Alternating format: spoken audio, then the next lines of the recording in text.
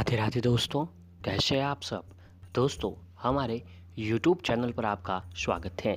हमारे इस चैनल को सब्सक्राइब कीजिएगा और हमारी वीडियो को लाइक शेयर और कमेंट जरूर कीजिएगा।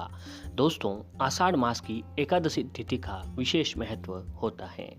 आषाढ़ महीने की पहली एकादशी को योगिनी एकादशी और अंतिम एकादशी को देवशयनी एकादशी के नाम से जाना जाता है। इस साल देवशयनी एकादशी के दिन दो शुभ संयोग भी बन रहे हैं। इन शुभ संयोग के बनने से एकादशी का महत्व और भी अधिक बढ़ गया है। जी हाँ दोस्तों, वैसे तो हमारे हिंदू धर्म में हर एकादशी का एक खास और एक विशेष महत्व होता है, क्योंकि एकादशी का जो दिन है दोस्तों, धर्म कर्म उपाय यातना और साधना का दिन माना जाता है। एकादशी के दिन भगवान विष्णु माता लक्ष्मी जी की पूजा आराधना की जाती है। आज के दिन पूर्ण श्रद्धा के साथ जो जातक भगवान विष्णु और माता लक्ष्मी जी की एक साथ अगर पूजा करते हैं तो दोस्तों उनके जीवन की जो भी मनोकामना है, संकट है, कष्ट है, परेशानियां हैं, वो भगवान विष्णु माता लक्ष्मी जी की कृपा से खत्म हो जाती हैं।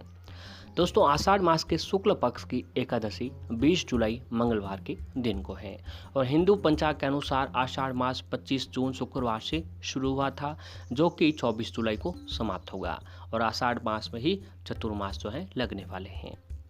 तो दोस्तों, इस साल देवशयनी एकादशी के दिन शुक्ल और ब्रह्मा योग बन रहा है और ज्योतिष शास्त्र में इन दोनों योगों को शुभ योग में गिना जाता है। इस दौरान किए गए कार्यों में सफलता प्राप्त होती है।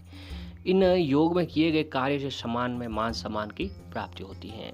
जी हाँ दोस्तों, वैसे तो हर एकादशी के दिन जो भी हम उपाय यातना साधना करते हैं उनमें हमें बहुत ही विशेष फलों की प्राप्ति होती है। लेकिन अगर आप इस शुभ योग में, शुक्ल योग और ब्रह्मा योग में अगर आप भगवान विष्णु और माता लक्ष्मी जी के समक्ष उपाय यातना साधना और व्रत रख कर कुछ कार्य करते हैं, कार्य से तात्पर्य है कि दोस्तों आप अगर उपाय करते हैं, यातना करते हैं, साधना करते हैं, तो दोस्तों इसमें आपको बहुत ही शुभ फलों की प्राप्ति होती है, क्योंकि एकादशी के दिन किए गए उपायों में जो है दोस्तों हमें सफलता जरूर मिलती है।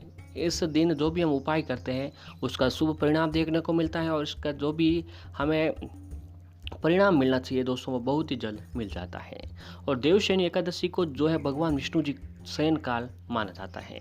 पुराणों के अनुसार इस दिन भगवान विष्णु जी 4 महीनों के लिए क्षीर सागर में शयन करते हैं और इसी दिन से चातुर्मास प्रारंभ हो जाते हैं और अगले 4 महीनों तक किसी भी मांगलिक कार्य पर रोक लग जाती है।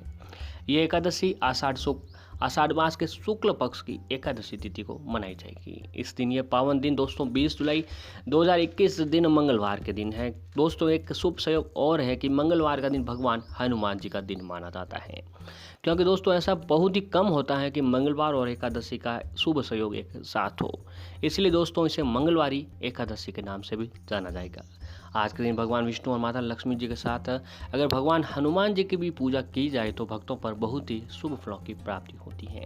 एकादशी तिथि प्रारंभ 19 जुलाई 2021 को रात 9:59 से शुरू हो जाएगी और एकादशी तिथि समाप्त जो होगी वह 20 जुलाई 2021 को रात 7:17 तक को रहने वाली है।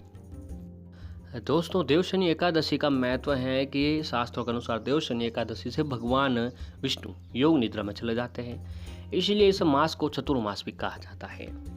इस दिन से भगवान शिव संसार का संचालन करते हैं और इस दिन से मांगलिक कार्य करना वर्जित हो जाता है। इसके बाद देवशयनी एकादशी से सभी मांगलिक देवउठनी एकादशी से सभी मांगलिक कार्य फिर से आरंभ हो जाते हैं।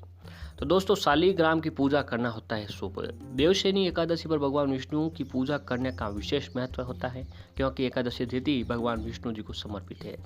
इस दिन शालिग्राम की पूजा करना भी शुभ माना जाता है। देवशयनी एकादशी के दिन भगवान विष्णु जी को पंचामृत से स्नान कराएं। इसके बाद पीले वस्त्र, पीले फूल, पीली मिठाई अर्पित करके इनकी पूजा आराधना करने के बाद भगवान विष्णु जी को 4 महीनों के लिए शयन कक्ष में सुलाया जाता है। इसके अलावा आप शालिग्राम की भी विधिवत पूजा करके इन्हें शयन कक्ष में विश्राम करवा सकते हैं। ऐसा माना जाता है कि शालिग्राम भी भगवान विष्णु जी का ही एक स्वरूप है।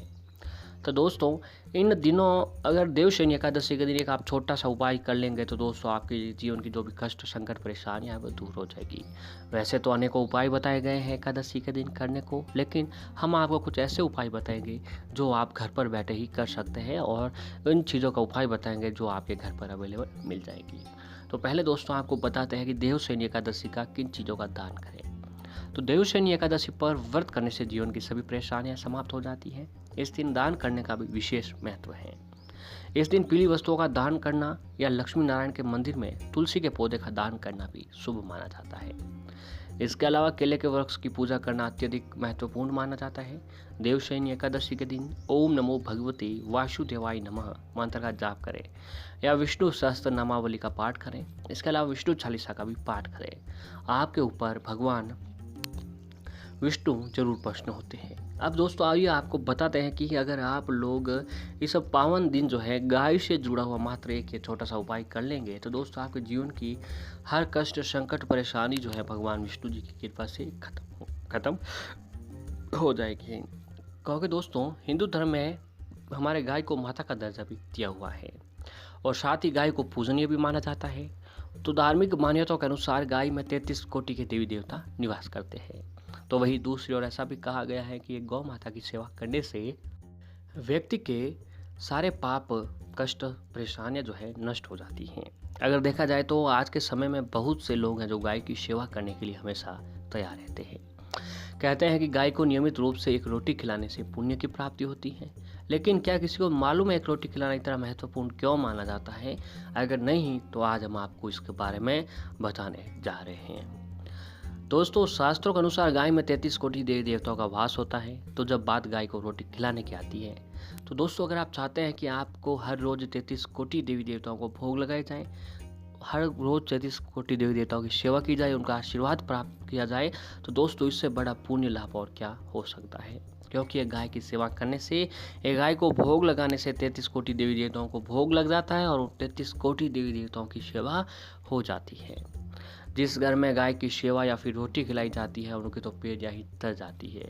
यानी इतना अधिक पुण्य मिलता है कि स्कूल में जन्म लेने वाली पीढ़ियाँ संसार के सारे सुख सुविधाएं भोगती है।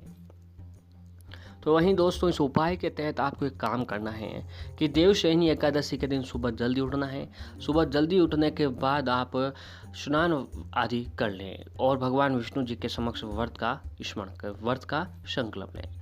दोस्तों व्रत का संकल्प लेने के बाद आप एक काम कीजिए कि जब आप घर की रोटी बना रहे हो, घर की दोस्तों रोटी हर सुबह आपको बनानी पड़ती हैं। जब घर की रोटी बना रही है तो पहला भोग हमेशा शास्त्रों के अनुसार अग्निदेव का भोग होता है। तो पहला भोग अग्निदेव को भोग लगा दीजिए। अब जब आप घर की दूसरी रोटी बना रहे हो, जो आप दूसरा भोग बना रहे हो, तो वह दूसरा भोग जो है दोस्तों शास्त्रों के अनुसार गाय का भोग होता है। तो वह भोग गाय के नाम से अलग कर दीजिए। अब जब आपका घर का काम पूरा हो जाए, आप फ्री हो जाए, तो दोस्तों एक काम कीजिए, जब आप वो जो रोटी आपने गाय के नाम से अलग रखी थी उसे जब आप खिलाने जा रहे हो गाय को, तो एक काम कीजिए, उस समय आप उस रोटी के अंदर थोड़ा सा गुड़, एक डली गुड़ और 7 चुटकी हल्दी मिला दीजिए। जी हाँ दोस्तों, हल्दी और गुड़ मिलाकर आप बाहर किसी भी बैठी हुई गाय को खिला दीजिए। मात्र अगर आपने एक ये छोटा सा काम कर लिया तो दोस्तों आपके जीवन के सारे कष्ट संकट परेशानियाँ दूर हो जाएगी।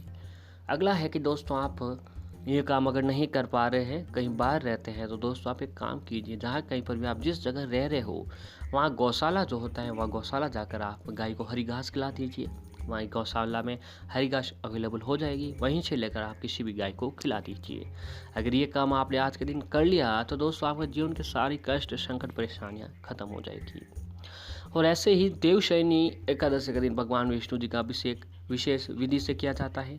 इसे करने से आपके जीवन से पैसों से जुड़ी समस्याएं दूर होने लगती हैं। आपको करना यह है कि देवशयनी एकादशी के दिन भगवान विष्णु को केसर से दूध से अभिषेक करें और उन्हें पीले मिठाई का भोग लगाएं। ऐसा करने से आपके जीवन में पैसों की कभी कमी नहीं होगी और आपकी तिजोरी जो है दोस्तों हमेशा पैसों से भरी रहेगी। और अगला है कि अगर आप किसी पैसा या फिर बैंक से लोन काफ़ी समय से लिए हुए और चुका नहीं पा रहे हैं तो आपको देवशयनी एकादशी के दिन पीपल के पेड़ की पूजा करनी चाहिए। सबसे पहले सूर्योदय से पूर्व करें, उठें और पीपल के पेड़ पर जल चढ़ाएं और शाम के वक्त पीपल पर पेड़ पे दिया जलाएं। पीपल में नारायण का वास माना जाता है। इस उपाय को करने से आपको सभी प्रकार के कर्ज से जल्दी मुक्ति मिलती है। अगला है कि दोस्तों तुलसी का उपाय। भगवान विष्णु को तुलसी बेहद ही प्रिय है। उनके भोग में तुलसी का प्रयोग अनिवार्य माना जाता है। इसके साथ ही भगवान विष्णु के सभी अवतारों की पूजा में भी तुलसी का प्रयोग किया जाता है। एकादशी के व्रत को में शाम को प्रदोष काल में तुलसी के पौधे के नीचे घी का दीपक जलाएं। ऐसा करने वालों पर माँ लक्ष्मी की विशेष कृपा प्राप्त होती है और धन हमेशा बना रहता है। तो दोस्तों, अगर आप लोग आज के दिन व्रत रखकर भगवान विष्णु जी का स्मरण करते हैं और साथ ही ये उपाय करते हैं, तो दोस्तों आपके जीवन में जो भी कष्ट, संकट, परेशानियाँ चली आ रही है, वह भगवान विष्णु, माता लक्ष्मी जी की कृपा से खत्म हो जाएगी और दिन दूनी रात चौगुनी जो आप लोग तरक्की करते हैं। तो ये उपाय आज के दिन